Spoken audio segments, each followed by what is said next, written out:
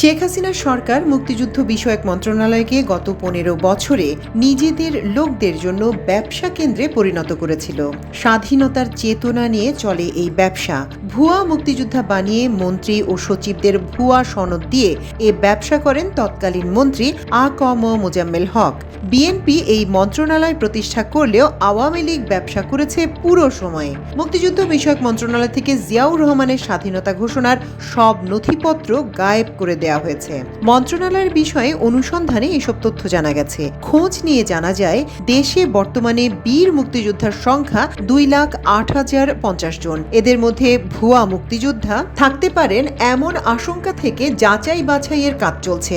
ইতোমধ্যে 6,000-এর মতো ভুয়া মুক্তিযোদ্ধা চিহ্নিত করা হয়েছে। এর মধ্যে আওয়ামী লীগের মন্ত্রী ও ওই আমলের 5 সচিবও রয়েছেন, আর 71-এর শিশু রয়েছে 2,111 জন। 1971 সালের 25শে মার্চ রাতে পাকিস্তান আর্মির পরিচালিত গণহত্যায় কতজন শহীদ হয়েছেন এমন কোনো তথ্য নেই মন্ত্রণালয়ে।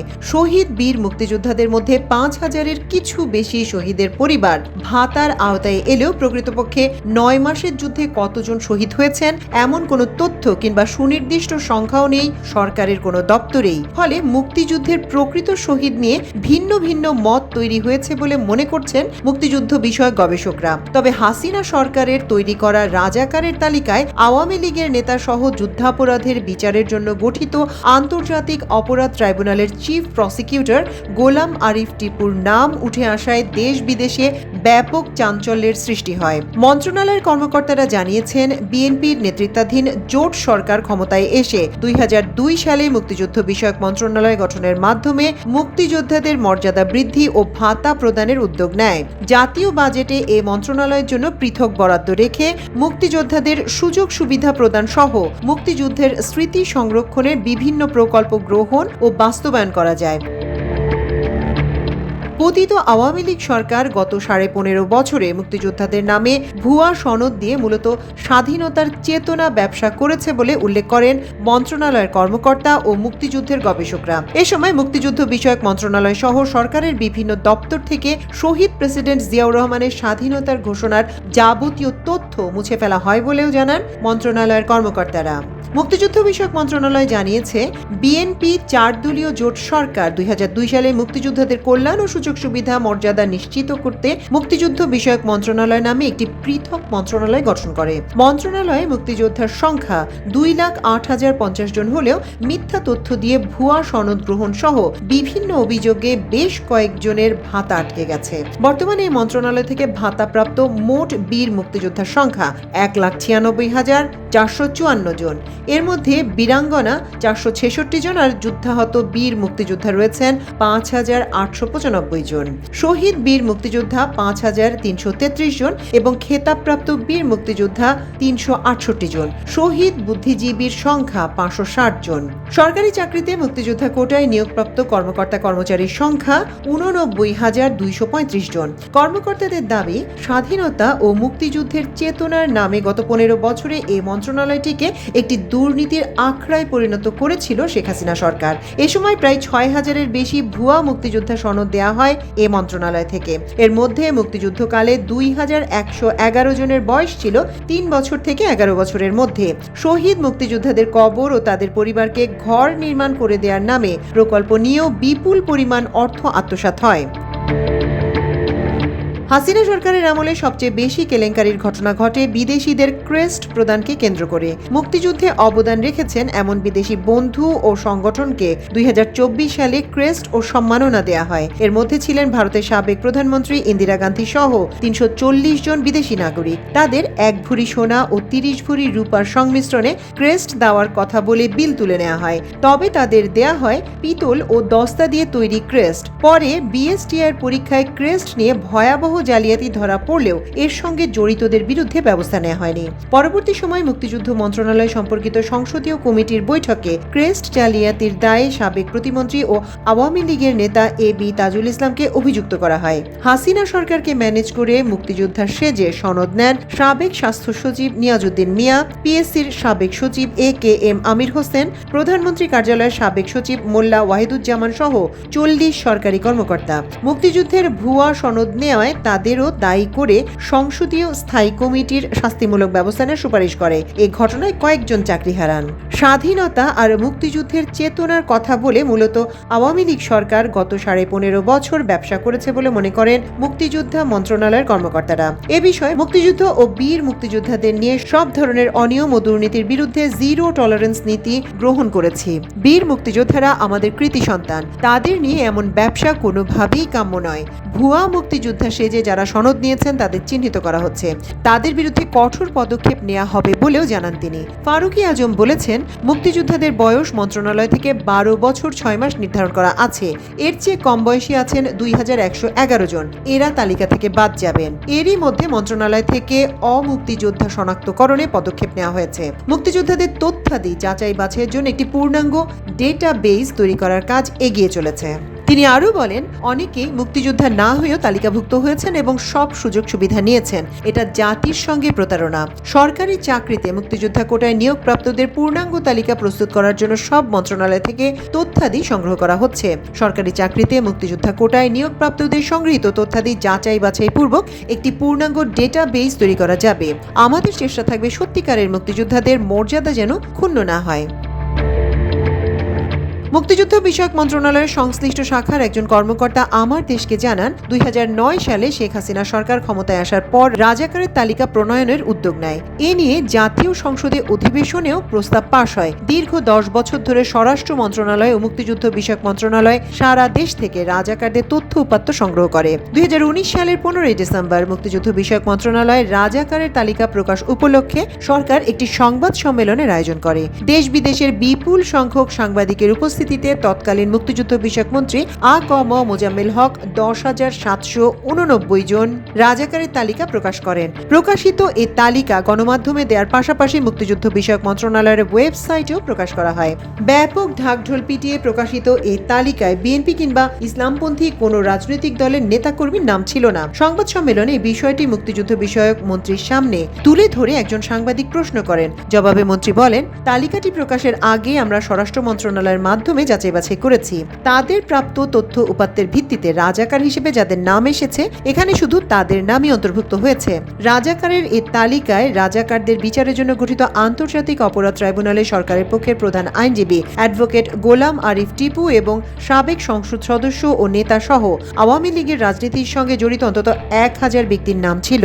এই তালিকা প্রকাশের পর দেশ বিদেশে ব্যাপক চাঞ্চল্যের সৃষ্টি হয়। ওই সময় মুক্তিযুদ্ধ বিষয়ক মন্ত্রণালয় প্রকাশিত রাজাকারের তালিকায় নিজের নাম অন্তর্ভুক্ত হওয়ায় বিব্রত বোধ করেন গোলাম আরিফ টিপু। তালিকা থেকে নিজের নাম বাদ দেওয়ার জন্য তিনি আইন মন্ত্রণালয়, স্বরাষ্ট্র মন্ত্রণালয় ও মুক্তিযুদ্ধ বিষয়ক মন্ত্রণালয়ে আবেদন করেন। তালিকা প্রকাশের 3 দিন পর 18 ডিসেম্বর যুদ্ধাপরাধ ট্রাইব্যুনালে একটি সংবাদ সম্মেলনের আয়োজন করে বিব্রত বোধের কথা জানিয়ে অ্যাডভোকেট টিপু বলেন, তালিকায় আমার নাম যুক্ত থাকায় আমি হতবাক, বিস্মিত, মর্মাহত ও অপমানিত। মুক্তিযুদ্ধ মন্ত্রণালয় সীমাহীন অযত্ন ও পরীক্ষা নিরীক্ষা না করে অত্যন্ত অবহেলার সঙ্গে এ তালিকা প্রচার প্রকাশ করেছে। এ কারণে আমি তালিকা থেকে আমার নাম বাদ দেওয়ার জন্য 3টি মন্ত্রণালয়ে আবেদন করেছি।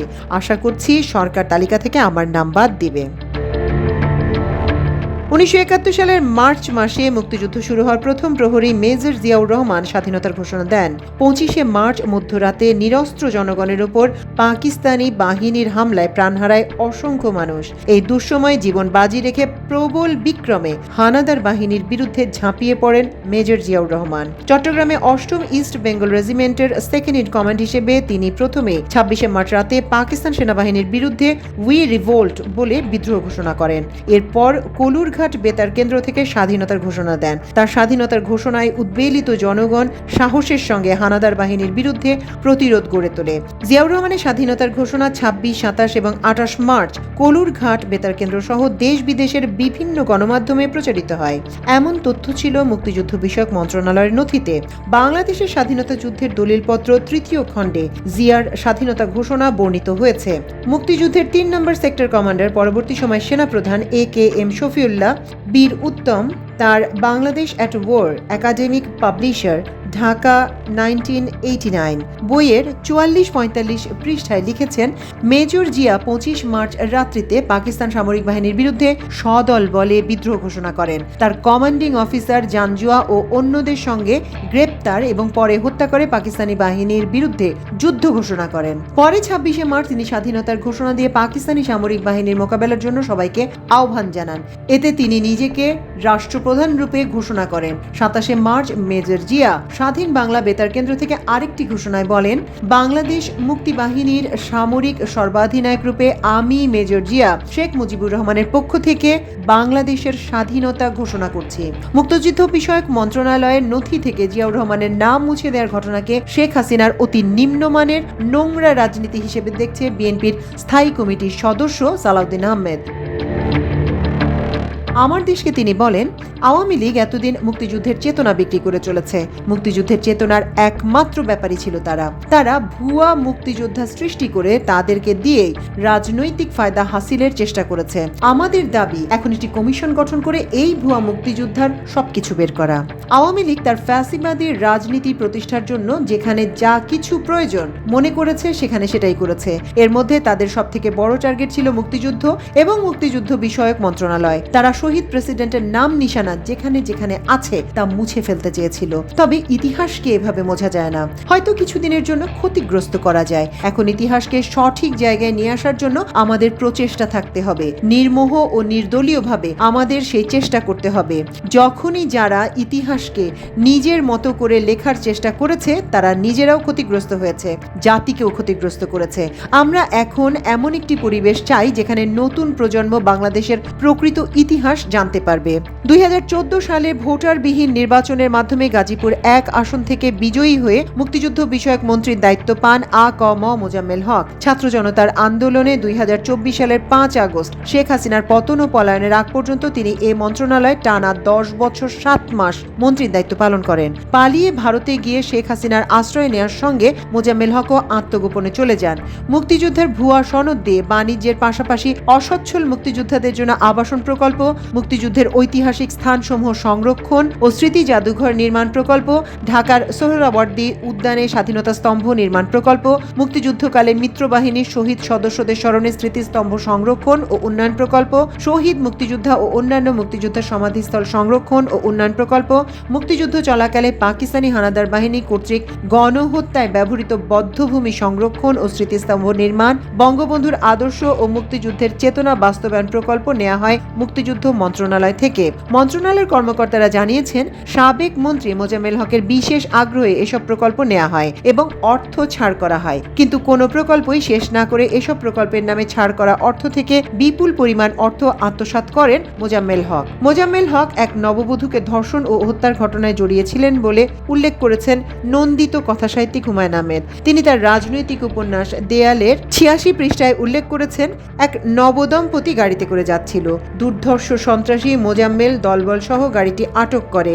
গাড়ির ড্রাইভার ও নববিবাহিত তরুণীর স্বামীটিকে হত্যা করে। মেয়েটিকে সবাই মিলে ধর্ষণ করে। মেয়েটির রক্তাক্ত ডেড বডি 3 দিন পর টঙ্গী ব্রিজের নিচে পাওয়া যায়। হুমায়ুন আহমেদ আরও লিখেছেন, মেজর নাসেরের হাতে মোজাম্মেল ধরা পড়ার পর মোজাম্মেল বলেন, ঝামেলা না করে আমাকে ছেড়ে দিন, আমি আপনাকে 3 লাখ টাকা দিয়ে দিব।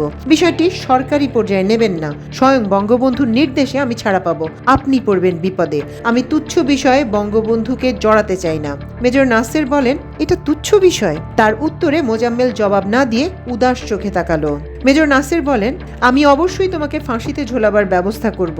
মোজাম্মেল বলল, দেখা যাক। এরপর মোজাম্মেল ছাড়া পেয়ে মেজর নাসেরকে তার বাসায় পাকা কাঁঠাল খাওয়ার নিমন্ত্রণ করেছিলেন। অভিযোগের বিষয়ে বক্তব্য নেওয়ার জন্য মোজাম্মেল হকের সঙ্গে যোগাযোগের চেষ্টা করায় আমার দেশ। তিনি পলাতক থাকায় তার বক্তব্য নেওয়া সম্ভব হয়নি।